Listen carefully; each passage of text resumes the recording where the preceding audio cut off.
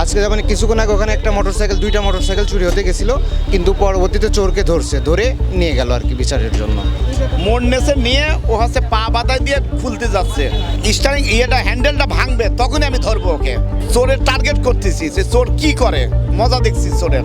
আমি ওখান থেকে আসলাম, আসি মনে করছি যে মেয়ে কোনো ঘটিত লোকজন মারছে, ও ধরছে ও এই ডিসি কোর্টে আসতে না আসতেই 3টা গাড়ি এরকম করছে। আমি এখানে মোটরসাইকেল রাখলাম, মসজিদ থেকে নামাজ পড়ে এসে এখানে মোটরসাইকেল রেখে ভেতরে গেছি। ভেতরে যাওয়ার পরে আমার কেমন মনে হলো, তো আমি আবার একটু বাড়ায় আসি দেখি যে আমার গাড়িটা পেছনের দিকে নিয়ে গাড়িটা ঘুরাইছে, মোড় নেছে নিয়ে ও হচ্ছে পা বাদায় দিয়ে খুলতে যাচ্ছে। তা আমি এসে দেখে আমি চুপ করে যেই ভাঙবে, যেই মানে স্টারিং হ্যান্ডেলটা ভাঙবে, তখনই আমি ধরবো ওকে। তো তারপরেও আমার ভাব দেখে ও গাড়ি থেকে নামিয়ে গেল। তার আগে আর একটা গাড়ি চেষ্টা করেছিল ভাঙার আগে, কিন্তু ওই গাড়ি ভাঙতে পারেন, ওই গাড়ির ব্যাগ আবার আমার গাড়ির সাথে নিয়ে ও বোঝাতে যাচ্ছে যে আমার গাড়ি ওরই গাড়ি, ও ব্যাগ ট্যাগ নিয়ে এখানে আসে। তখন আমি ওই চোরের টার্গেট করতেছি যে চোর কি করে, মজা দেখছি চোরের। তখন দেখি যে আমার গাড়িতে যে ব্যাগটা রেখেছে চোর, যে গাড়ি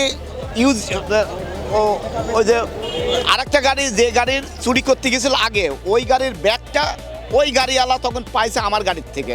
পাওয়ার পরে তখন আমি ওদেরকে বলছি, আপনি এই ব্যাগ কোথায় পেলেন, আর এই ব্যাগ আমার গাড়িতে আসলো কোথা থেকে?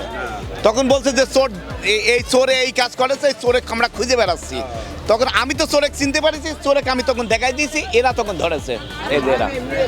ঠিক আছে, তারপরে কি করলেন? তারপরে আমি চলে গেছি, এরা এখন জানে। ঠিক আছে, আজকে যেমন কিছুক্ষণ আগে ওখানে একটা মোটরসাইকেল, দুইটা মোটরসাইকেল চুরি হতে গেছিল, কিন্তু পরবর্তীতে চোরকে ধরে নিয়ে গেল আর কি বিচারের জন্য। এই ব্যাপারটা আসলে আপনাদের কাছে অবশ্যই কষ্টের, কারণ একটা বাইক সব ছেলের একটা শখের হয়, অবশ্যই এটা কষ্টের। কেউ কোনো চোরকে যদি ধরে 2 দিন পরেই সে হচ্ছে জামিনে ছাড়া পাওয়া যায়, কিছু টাকা পয়সা দিয়ে জামিনে ছাড়া পাওয়া যায়, এগুলো তো ঠিক না।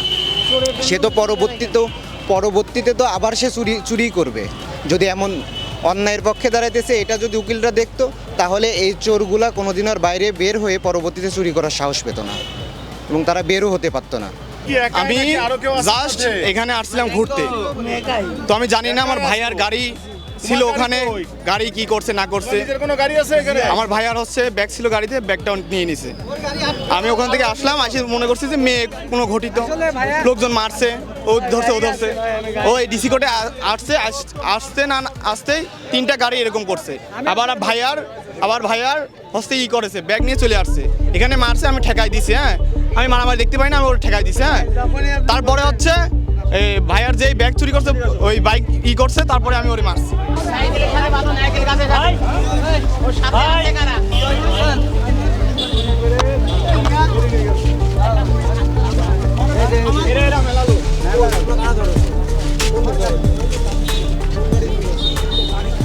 আবার আরেকটা হচ্ছে আঙ্কেলের গাড়ি ওটা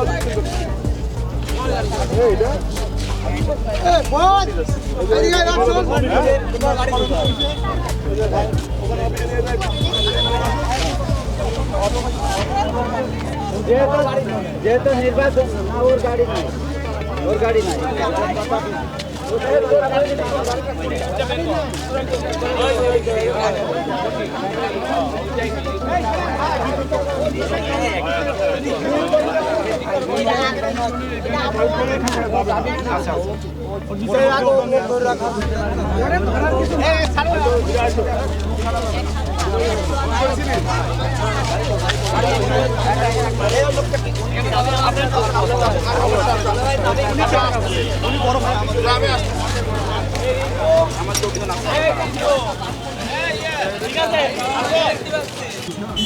দেখেছো 14 কিছু বাবা আপনারা ডকুমেন্ট গাড়ি আছে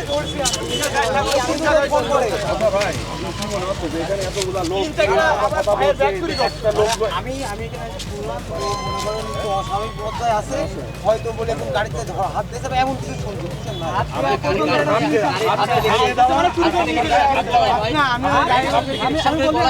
কথা বলি না, আপনার গাড়ি থাপ্পড় মারা, গাড়ি আপনার গায়ে হাত দেওয়া,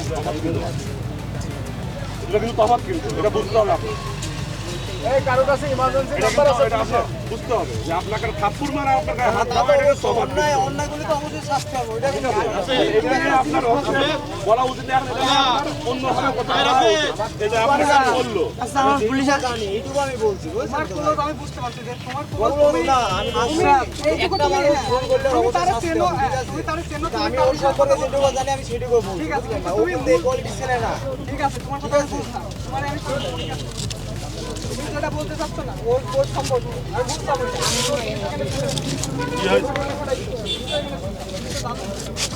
ও আচ্ছা, ওর সমস্যা এই সেটা তিনটা বাইকে হাত দিল। আর ব্যাগ ছিঁড়ে চলে নাম্বার আছে কারো কাছে?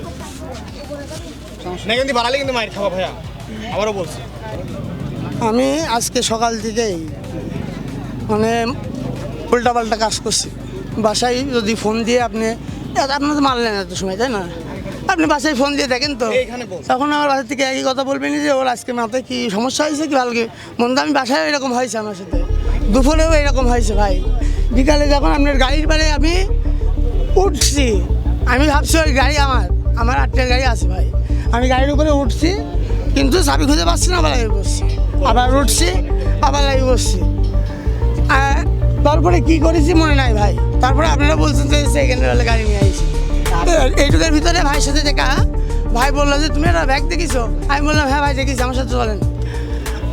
আমি বলছি ভাই কী ছিল? বলছি টাজারে। ভাই নিয়ে আমি 8টার গাড়ির কাছে চলে গেলাম। বললাম দেন ভাই আপনার ব্যাগ ওখানে বাঁধানো আছে। আপনি কোন গাড়িটা নিতেছিলেন?